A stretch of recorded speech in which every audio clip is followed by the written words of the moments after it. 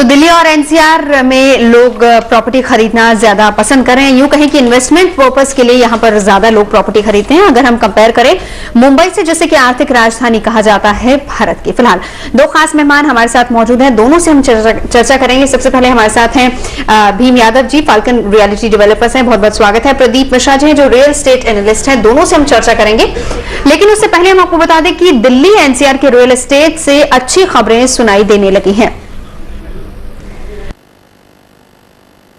Noida extension एक ऐसी जगह जहां बिल्डर्स ने मिडिल क्लास को उनके बजट में आने वाले आशियाने के सपने दिखाए, लेकिन किसानों के विरोध और कोर्ट के फैसलों ने यहां घर खरीदने वालों के होश उड़ा दिए।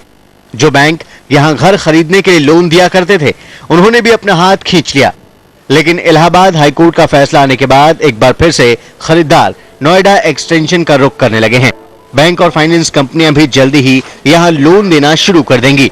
We are not yet waiting, but we are actively considering. We will be doing it. इसके अलावा फार्मूला 1 ने एक ऐसे इलाके की किस्मत ही बदल कर रख दी है जहां कोई भी निवेशक निवेश करने से पहले 100 बार सोचा करता था।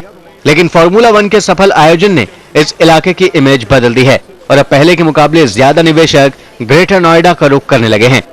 आई डोंट एक्सपेक्ट कि एकदम इमीडिएटली कोई स्पर्ट आएगा, क्योंकि ओवरऑल इकोनॉमिक स्लो डाउन है। ग्लोबली भी, इंडिया में भी जीडीपी ग्रोथ रिवाइज हुआ है लोअर रेट पे।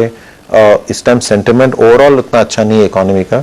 हाउएवर अगर आप मीडियम टू लॉन्ग टर्म देखें, डेफिनेटली वहाँ कुछ पॉकेट्स में जहाँ की एक्टिविटी बेटर होगी, जहाँ की डिलीवरी रेजिडेंशियल की कंप्लीट होगी, क्वालिटी अच्छी होगी, तो प्राइसेस इंप्रूव करेंगे।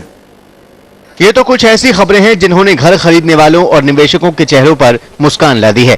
लेकिन इसके अलावा एक ऐसी खबर है जो दिल्ली वालों के लिए एक शान की बात होगी।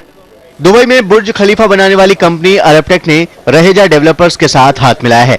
इन दोनों कंपनियों की दिल्ली के पटेल नगर में एक 54 स्टोरी बिल्डिंग और गुड़गांव में एक 56 स्टोरी बिल्डिंग बनाने की योजना है।